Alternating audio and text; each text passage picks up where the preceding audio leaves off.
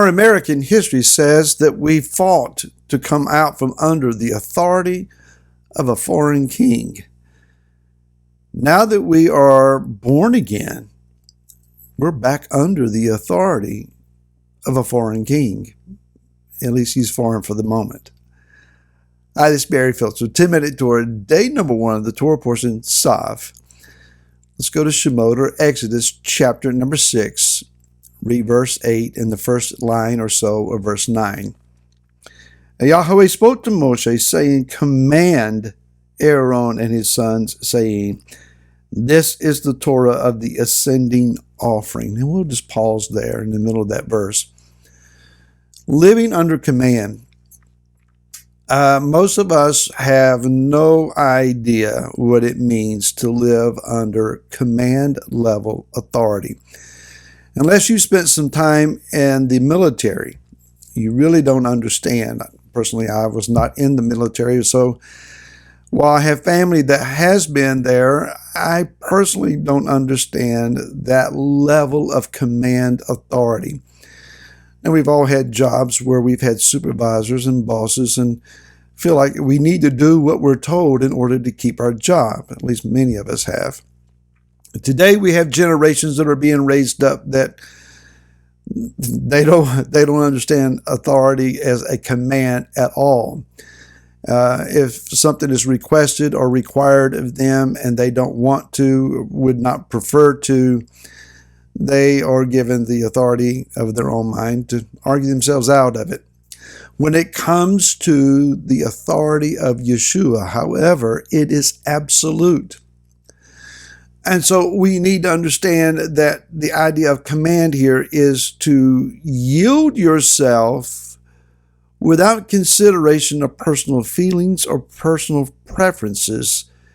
This is an understanding that it is the creator of the universe, the one single supreme being in all existence, that is not saying, I want you to, or I wish you would.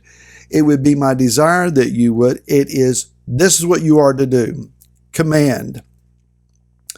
Moshe is told, you are to command Aaron and his sons pertaining to this particular offering.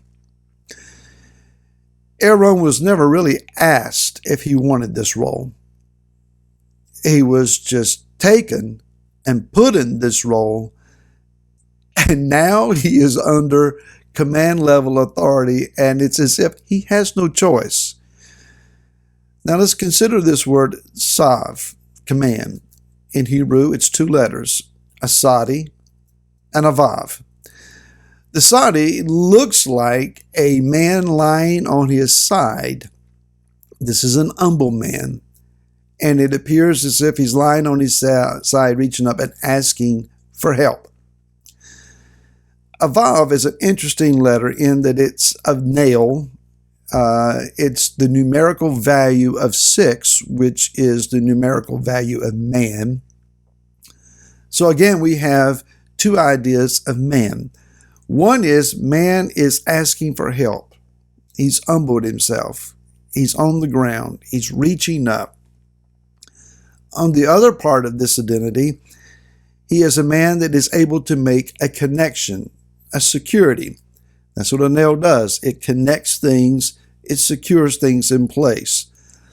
Excuse me. So the idea of living under command requires humility, a willingness to comply, but it's also the ability of the man to connect. When Yah gives us a command and we are under his authority, then we humble ourselves before him and we reach up and we connect with him. It is in the connecting with him, submitting to his authority, yielding to his purpose, then that the connection produces a response from the heavens now upon the earth. How many times have our acts of disobedience or an unwillingness to comply with the desire, the command of Yah, hindered then heaven being able to be manifested in our midst. On the other hand, how often have our acts of obedience, our willingness to comply to Yah, actually produced a spiritual result and fruit that otherwise could not have been manifested? One might say, well, this whole obey concept and the legalism of the Torah, and I just don't believe you have to do all of that stuff. And when they find out, well, there's 613 commands, that's a little overwhelming, a little intimidating. Even when you describe that there are many that only pertain to one sex or the other, there are some that are particularly set for men, some particularly set for women. Then there are the priestly commands that if you're not a Levitical priest or Kohen, a priestly functioning person in the temple environment, then there's no way to carry out these particular commands. That pares down the list quite a bit. Still, someone would probably think in the large scheme of things and say, still too much to consider. Until you might point out that in the Brit Hadashah, what has been called the New Testament, there are some 1,050 commands. Now what is overwhelming? So, the word of Yah in its entirety is full of things that command us to act, behave, respond, and operate in certain ways, prohibiting us from doing the things that are unrighteous and provoking us to do the things that are righteous. The question remains, are we willing to submit ourselves? This whole idea of submitting then means not my way, but your way. Isn't that what Yeshua prayed in the garden prior to his crucifixion when he said, Father, not my will, but your will be done? There's a resistance of the human heart that says, I just don't know if I want to go through the process that you're asking me because I'm undetermined in the end result. So if I obey your command, Father, is it going to hurt? Is it going to bear fruit? Am I going to see immediate results? Am I going to be rejected for this? And all of the qualifying questions.